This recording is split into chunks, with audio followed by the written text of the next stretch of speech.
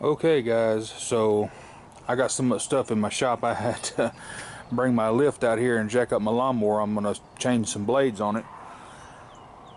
My lawnmower jack broke, and let me show you what happened.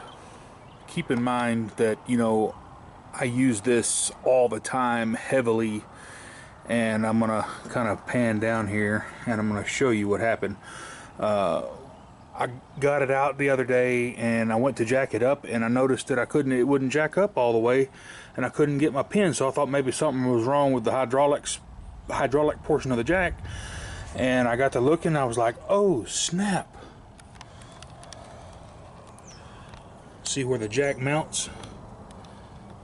Right there. It's actually peeled the weld away, or the weld broke. So what we're going to do, I'm not going to do it on this video, I'll make another video, but we're going to remove the jack portion and we're going to weld that back up, and I'm going to put a piece of angle iron in there and we're going to stiffen this baby up so it will never happen again. But yeah, don't let this deter you from buying one of these jacks. They're really great, and man, I just couldn't believe that. I never heard it break or pop. Or tell you what, it must have broken the other day when I was lifting up the back end of my trailer.